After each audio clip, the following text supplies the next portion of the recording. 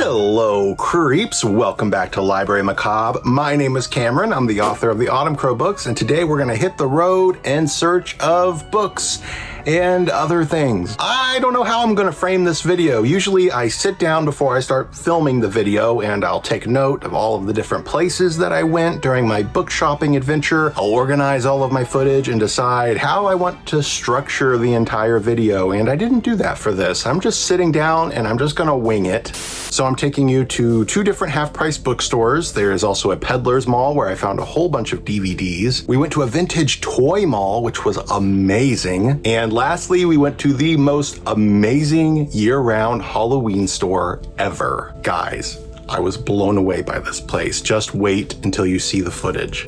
All right, creeps, here we go. We are starting off with half-price books. There are actually two different half-price bookstores in Louisville, Kentucky, and we went to both.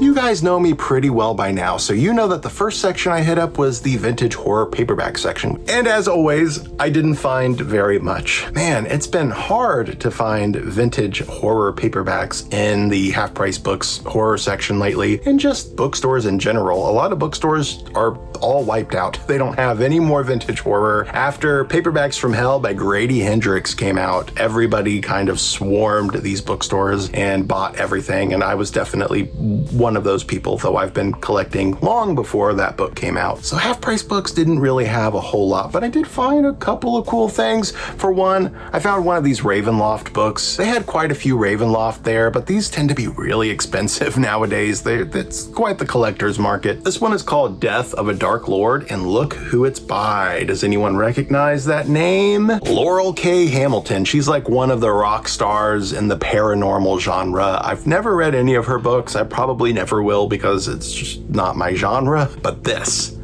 is cool. I had no idea that she actually wrote a Ravenloft book back in 1995. So this was, I think it was $11, I'm pretty sure. It's also in really nice condition. So the other ones were they weren't terrible, but they were a bit more chewed up. This one just looks brand new. So I figured this one was worth the price. And then I found Sibs by F. Paul Wilson. This book sounds utterly insane. A bizarre and twisted world of sadistic sex and decadent violence. I don't know. It just sounds wild. I actually think I have a hardcover edition of this, but I liked the Tor paperback edition, so I grabbed a hold of this.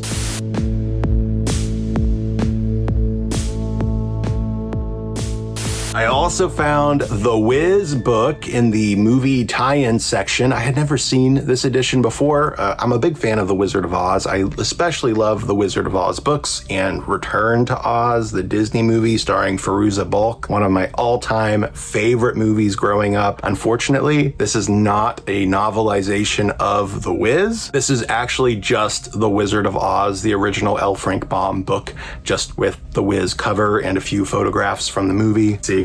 Photographs from the movie. But this is literally just another edition of The Wonderful Wizard of Oz. I saw this in the mystery section and thought this looked really cool. It's called No One Knows My Name. I love this cover with this old school theater and this skeleton just sitting in the audience saying, "No one knows my name." He's so cute. This is not a horror novel. This is a mystery novel from 1981, and it was very, very cheap. So I just went ahead and grabbed it. I thought it looked cool.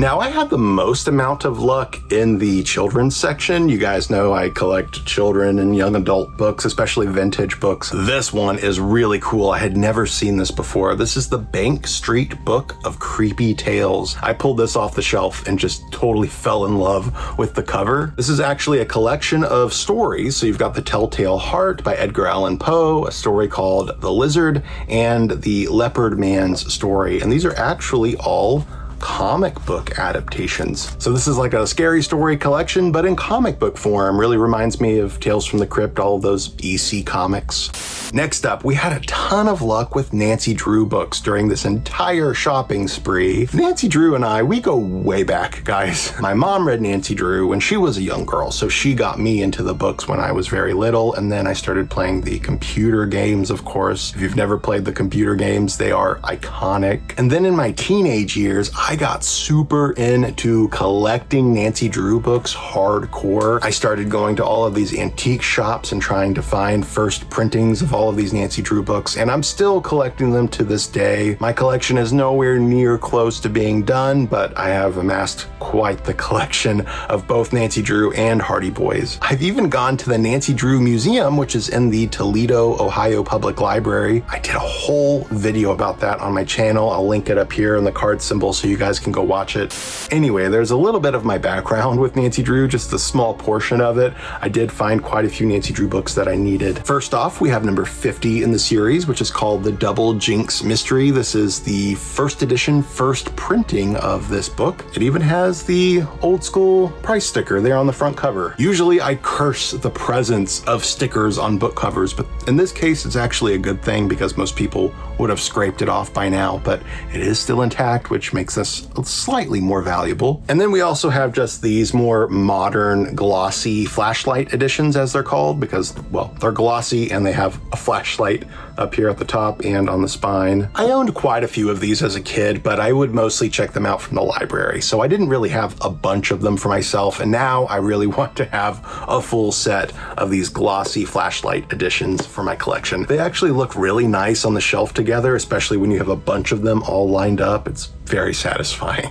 Choose Your Own Adventure. Whenever I can find a Choose Your Own Adventure book for a good price, I'm always going to pick it up. And they had one. They had one that I needed. It's called The Power Dome. Thought this looked pretty cool. It's also one of the later numbers. It's 174 in the series, and those later books always tend to be way super expensive. Next up, whenever I go into half price books, I always hit up the metaphysical section because I'm in search of books about ghosts. I love ghost stories, especially true accounts of ghosts. I have a real soft spot for it. It's also very nostalgic for me because these are the kinds of books that I grew up reading. I'd get so spooked reading books like these. So this is Ghost Stories of Florida, and this is part of the Ghost House series that's published by Lone Pine Press. There are literally like over 100 books in this series, and I think there's a whole separate line of Canadian ghost stories as well. So the list is just endless. I have a pretty decent amount of these, and they're really fun. I love reading these every once in a while. They're just super cozy and familiar, and they do get a little bit spooky. They're also just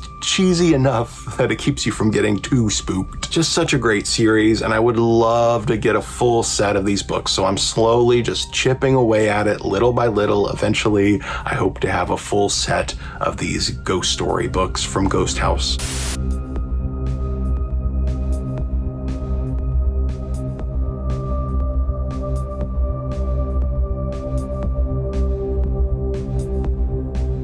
And lastly, I hit up the clearance section in search of DVDs. And I'm always looking for more DVDs and Blu-rays to add to my collection. And what's great about this specific half-price books is that they have a really good horror section, and their DVDs don't always sell because their DVDs tend to be really expensive. So after those horror movies have been sitting on the shelf for a while with nobody wanting them, eventually they put them in the clearance section for $1. And that's when I like to go and swoop in and get them. So I grabbed The Alphabet Killer, which actually has quite the cast. You've got Eliza Dushku from Buffy the Vampire Slayer and Wrong Turn. You've got Carrie Elways from The Princess Bride, Michael Ironside, Bill Moseley. I don't know why there are so many notable actors in this movie, but there are. It was $1, and it's got this really nice slipcover. It's very spooky. So this one's from 2009. I remember seeing this at Blockbuster, just a couple years before they closed down. I never watched it though. I've always wanted to see it because this image has been ingrained in my brain ever since then. In fact, most of these movies are ones that I saw at Blockbuster back in the day, but never rented. Like Dracula's Curse, for instance. I'm sure this movie, along with all the others in this stack, are probably really bad, but I love bad movies. I love a good, bad horror film. Next, we've got The Devil's Chair from 2006, which is totally going for the whole Saw Hostel generation thing. I'm not the biggest fan of those kinds of movies. I mean, I'll watch them, especially for $1. Of course I'll watch it. This one I was on the fence about getting because it's from 2016 and I know it's going to be bad in all of the wrong ways. This is Mother Krampus 2 Sleigh Ride. So I remember hearing some pretty poor reviews about the Mother Krampus movie, which is just a knockoff of Michael Dougherty's Krampus. I'm sure this is going to be really genuinely bad, but it was $1 and you can't even rent it for that cheap, so I may as well buy the DVD. This is more up my alley. This is Sand Serpents, which I'm pretty sure came on the Sci-Fi Channel back in the day. It's also from the Man-Eater series, which was a big line of animal attack movies back in the 2000s. So this one's from 2009. I'm sure it's going to be a good fun time. Just lots of CGI sand creatures. Now this one is ingrained way deep in my memory. I remember seeing this at Blockbuster and being kind of scared by the cover, and that is It Waits. I don't know, for some reason, this demon creature on the front cover really scared me. I'll bet the movie is not scary at all. This came out in 2004, so yeah, I would have been like 11 years old when I saw this at Blockbuster. I definitely was not allowed to rent things like this yet. Here's another more recent one. It's from 2020. I'm sure it's going to be really bad, but it's shark related, and sometimes that can be good. This one's called Land Shark, and there's actually a great image here on the back of this giant shark coming face to face with this little girl on a bike.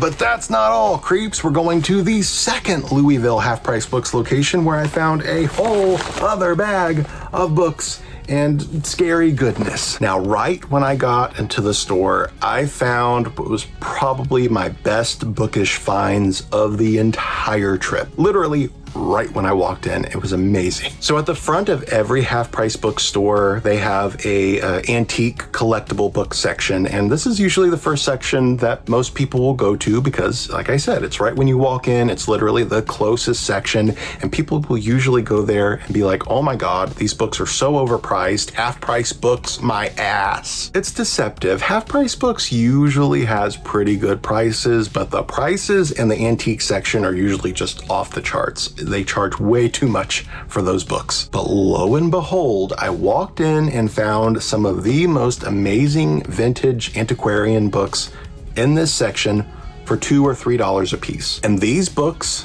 are all Hammer horror themed. If you don't know what Hammer horror is, I was just drinking out of my Universal Monsters mug.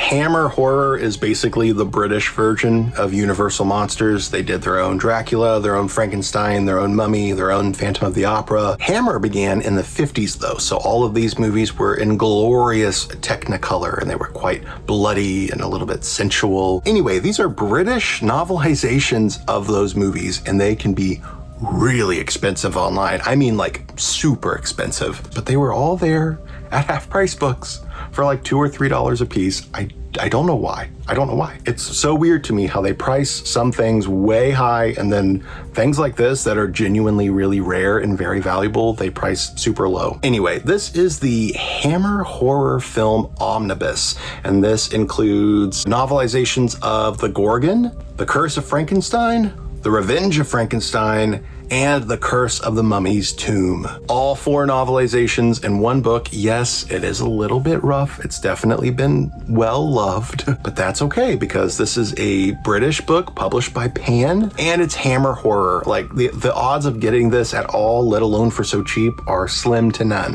This one is the second Hammer Horror Film Omnibus. It has novelizations of The Reptile, great film, Rasputin the Mad Monk, Dracula, Prince of Darkness, and The Plague of the Zombies, which might actually be my favorite Hammer horror film ever. And look at this, guys. It's so nice. I cannot believe this was so cheap. We also have the novelization of The Brides of Dracula, also from Hammer. This one's actually in very nice condition. And then we have The Hand of Dracula. This is not based on a Hammer film. This is actually a book that was published here in the States, but this is the British edition, and it's very, very nice. beautiful cover. And then I also found this old school copy of Dracula by Bram Stoker, the original book that started it all. I have dozens of editions of Dracula, but this one just looked so cool. And again, it was so cheap. I had to get it.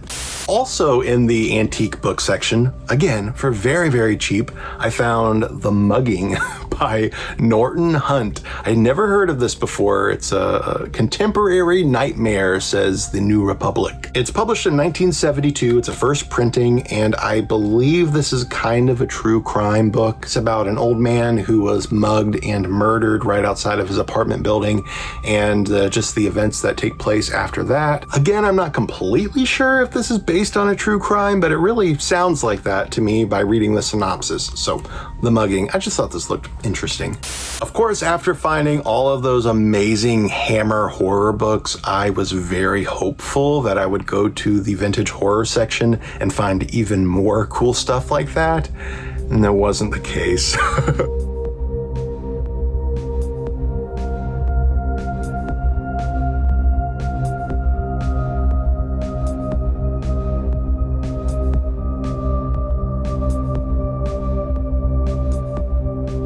Again, the vintage horror section yielded very few results, and by few, I mean 2. I found a Dean Koontz book that I still needed. It's called The Voice of the Night. This is the 1990 reprint of the earlier edition, so I don't know. I really like these reprint editions. I try to collect first printings, but these reprint editions, I don't know, they just have a really cool look, and I can't really show you the cover without this terrible glare. I'm sorry. I also found a V.C. Andrews book that I needed called Echoes in the Walls. Now, V.C. Andrews, one of my favorite authors of all time. She is the queen of gothic horror. Her Dollenganger books are among my most favorite books of all time. But then after her death, the publisher took an author named Andrew Niederman, and he just kept cranking out books under V.C. Andrews' name. V.C. Andrews only wrote like 7 books herself. Everything else is written by Andrew Niederman, and I have read a couple of these, and sometimes they're really good, and sometimes they're really bad. For instance, his Garden of Shadows, which is the prequel to Flowers in the Attic, great. Actually, that might be my favorite book in that entire series. But others, like the sequel he wrote to My Sweet Audrina, not good. Not good. But still, I am obsessed with V.C. Andrews. I am literally obsessed with this person. I love her books so much. And yes, Andrew Niederman has exploited her. And yes, he has taken all of her tropes and just drove them into the ground. But I love those tropes. I haven't read very many of his V.C. Andrews books, but I could see myself reading all of them eventually, just because I love V.C. Andrews and I wish she had lived longer to write even more amazing books. So yes, I still pick up these books when I find them cheap, when I find them used.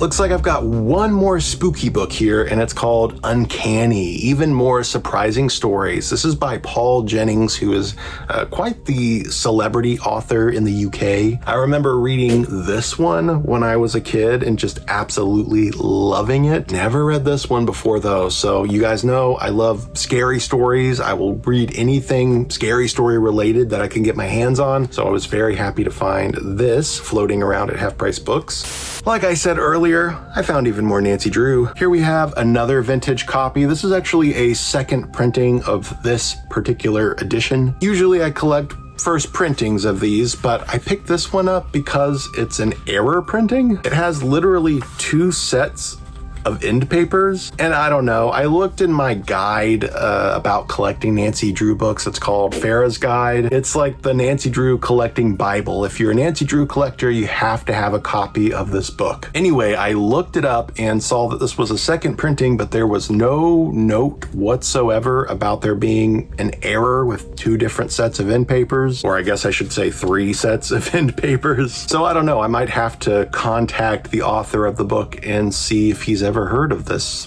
error printing. And then I found even more of those glossy flashlight editions for my collection. These are so shiny and so pretty.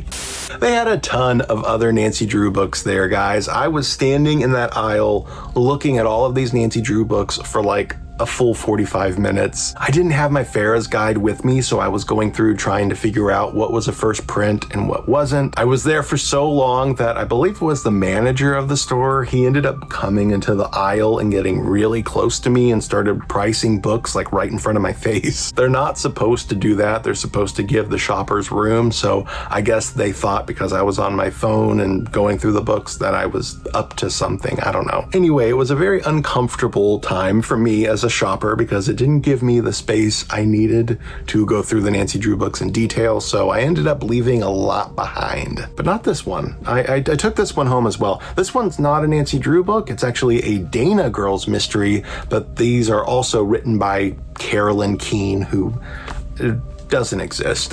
And I didn't have a copy of this one, so I grabbed it. Look how nice this is. Look at those end papers. Beautiful. They don't make them like this anymore. And last but not least, we picked up a TV tie-in of the Ghost Rider series that was on PBS back in the 90s. Great show. It also had a lot of books. So that does it for Half Price Books, but stay tuned. There are more books to come in this video. But we're going to take a little break from the books for a minute and head to one of the most amazing year-round Halloween stores that I've ever been to. And that's really saying something because I grew up very, very close to Fairborn, Ohio, which is home to Foy's Halloween Stores, which is another year-round Halloween store. I grew up going to this place all the time. I spent a lot of my childhood just going to Foy's and roaming around. So when I went to Caufield's in Louisville, I wasn't sure if it would live up to Foy's or surpass it. But you know what? I don't know if it surpasses Foy's, but it sure does come very close. This is in downtown Louisville, and right when you pull up into the tiny little parking lot of this store, you're immediately met with this amazing mural and this giant freaking bat on the side of the building.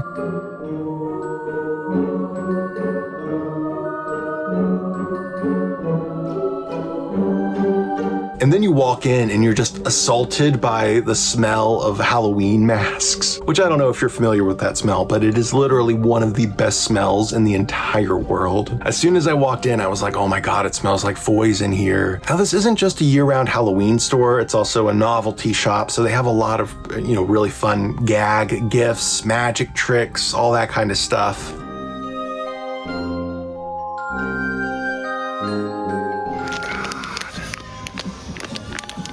I love these.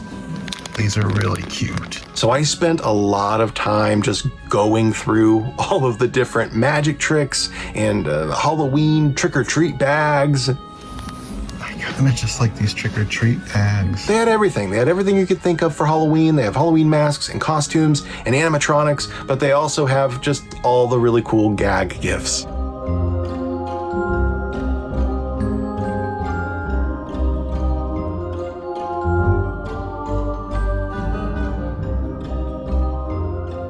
But not only that, they also have all of these amazing photo ops. Like in one of the rooms, you can go up to this staircase and it's literally modeled after the staircase from the Munsters. And if you pull a little lever, the stairs open up and a dragon comes out, just like in the Munsters. So freaking cool.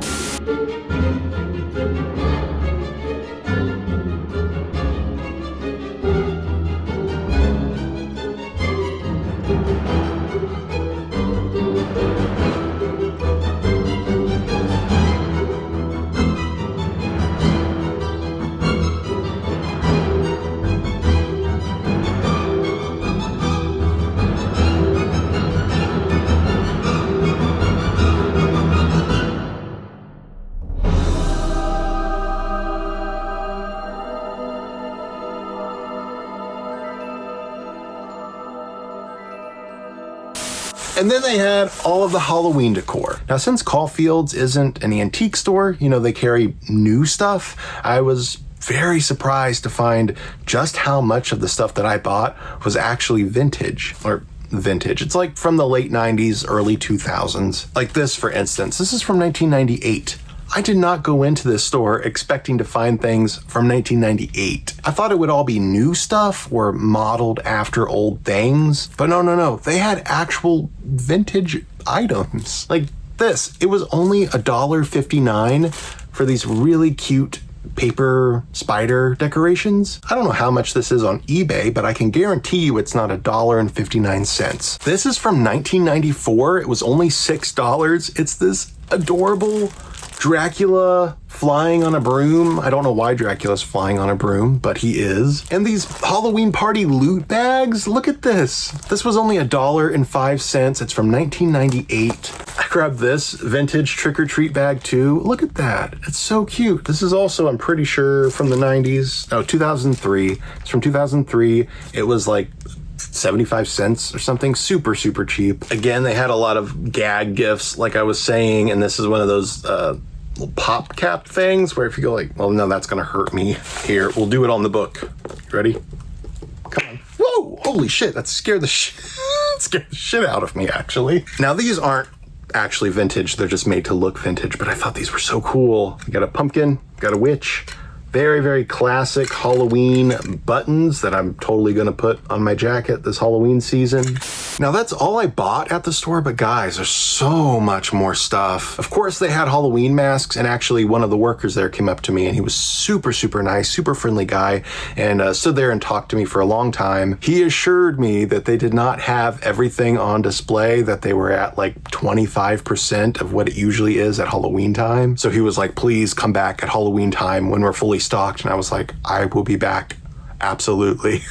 This place was like heaven to me. I was having such a fun time. The glee, the giddy glee that I felt walking around this store was immeasurable. So they had a giant costume section as well, but the best part is the Halloween animatronic room. Just roll the footage. Roll the footage.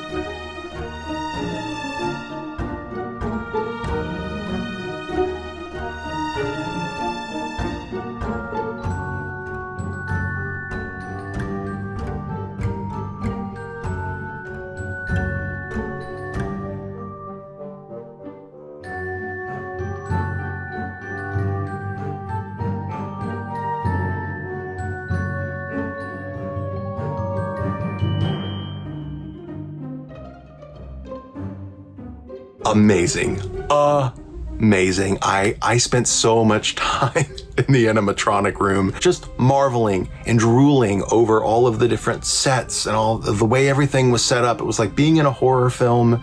Caufield's gets 10 out of 10. Love that place. Cannot wait to go back. I'm going to go back at Halloween time when they're fully stocked, and we're going to do an entire separate video just about Caufield's. Next up, we went to another amazing store, which is called the Louisville Toy and Antique Mall. Guys, this place is also like heaven. Just another home away from home that I've discovered. I cannot get over how amazing this place was. It's just a giant vintage toy store, and it just goes on and on and on forever. There's just tons of different booths and vendors, all vintage toys. You've got toys from way back in the day. They've got it all. They even have new stuff if you're into the new toys. Everything I love, all under one roof. Just an amazing place. So let's go through the store and show you what I got. This is amazing. How much is this? How much? 20. That's just beautiful. Beautiful to me. To some people it might be ugly, but to me it's beautiful.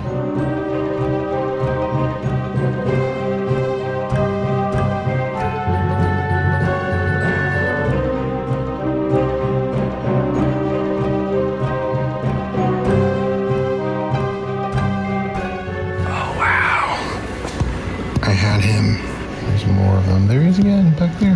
Wow. There's the Queen Alien Hive. That's amazing. Berenstein Bears. Oh my God. It's the whole family. These are so cute.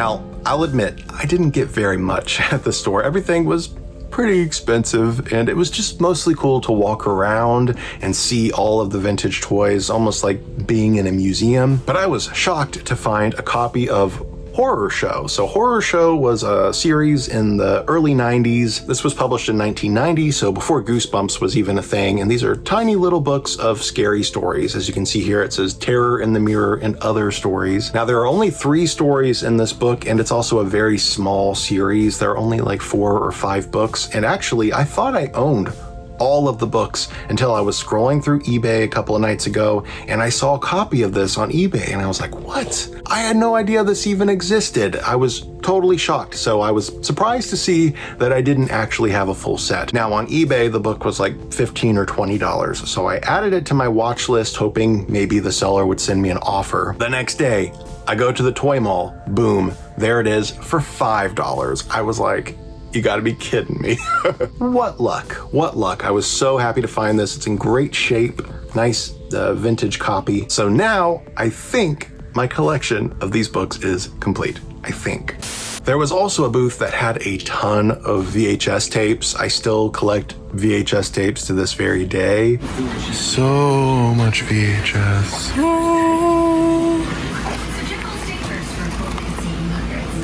$5, okay. Haunted Honeymoon's a funny one. Love that movie. Wow, they have so much stuff back here.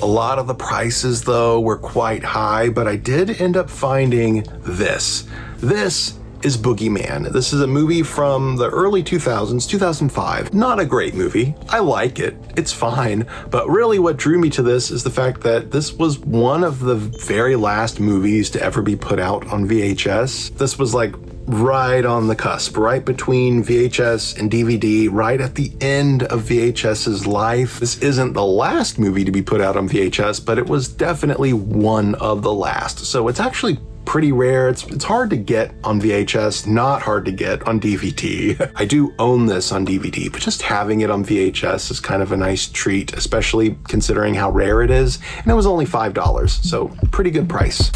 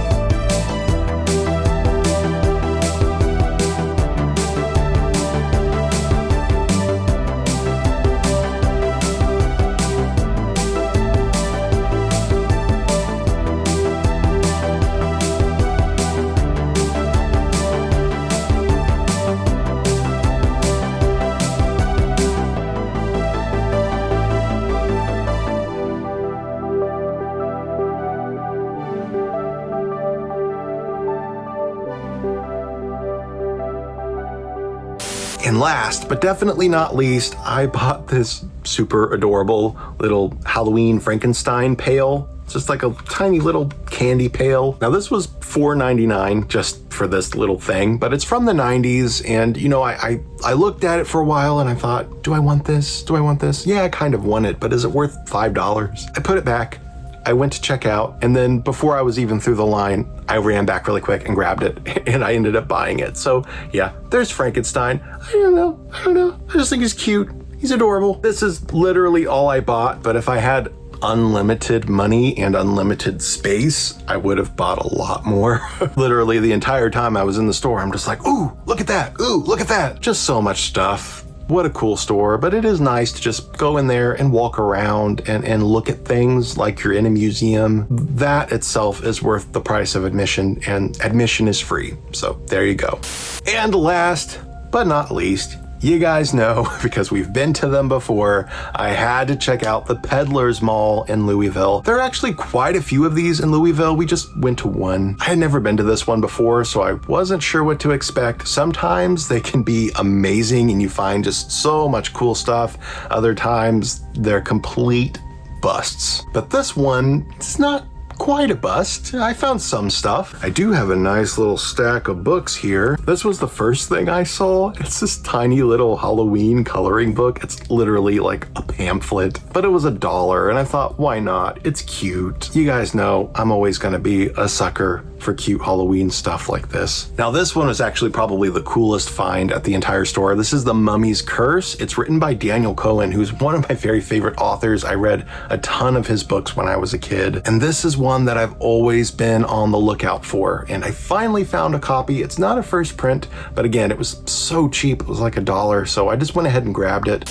You guys have heard of Choose Your Own Adventure, but there was also a whole entire Choose Your Own Nightmare series, which I'm still trying to collect. I don't have very many of these books. They tend to be pretty rare, but this one was sitting there on the shelf for all of 50 cents, and I grabbed it real quick. Now, if those books were all I had found at the Peddlers Mall, it's not too bad a haul, but I also found a booth that had a lot of really fun looking DVDs.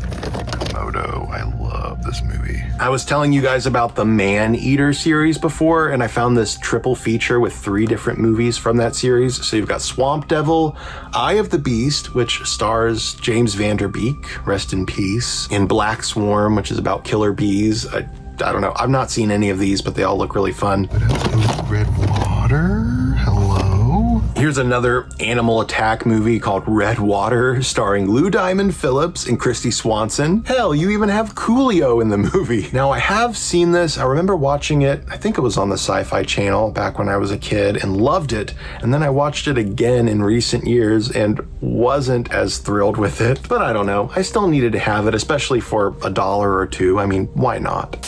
I also found Hollow's End, which is another one of those early 2000s Halloween-themed horror movies. I've never seen this one. It looks cool. It's probably bad. Let's be real, it's probably bad. But it's an early 2000s horror film, all centered around Halloween. So, of course I had to get this. Of course I did. And last but not least is one that I bought simply out of curiosity, and that is Midnight Cop. I saw this and was like, is this some kind of bootleg of Maniac Cop? Because that is literally an image from Maniac Cop. Maniac Cop is a great movie starring Bruce Campbell. If you've not seen it, go watch it, especially if you love 80s horror films. So when I pulled this off the shelf, I was like, Midnight Cop? What the fuck? So I was like, is this some kind of bootleg of Maniac Cop? No. It's its own movie. This is starring Morgan Fairchild. You also have Frank Stallone, which, yes, is related to that Stallone. He also happens to follow me on Instagram for some reason. That's not a flex. I think it's really random. Frank Stallone is following me on Instagram, but hey, cool. So this is not Maniac Cop. This is literally just an erotic thriller, probably from Showtime. It seems like a Showtime movie to me. It's a mystery, just a really weird DVD that I had to get just to satisfy my curiosity. It's not good. It's a really bad movie. I couldn't even get through more than 15 minutes of it, but I'm still glad I got it just for the weirdness of the cover art choices. I don't know what they were thinking. And that is the note we're ending on. I'm sorry. Congratulations, Midnight Cop. You were the finale of my video. Thank you guys so much for watching this. I hope you enjoyed this little book shopping, movie shopping, Halloween shopping excursion. I had a lot of fun. This was a really fun video to make. I was like a kid in a candy store the entire day. I hope you guys enjoyed this video. If you did, please give me a like, leave me a comment down below, and go check out some of my other book shopping adventures. There's a whole playlist of them on my channel, so there's no shortage of book shopping videos. Thank you again for watching, and I will see you next time in another episode of Library Macabre. Later, creeps.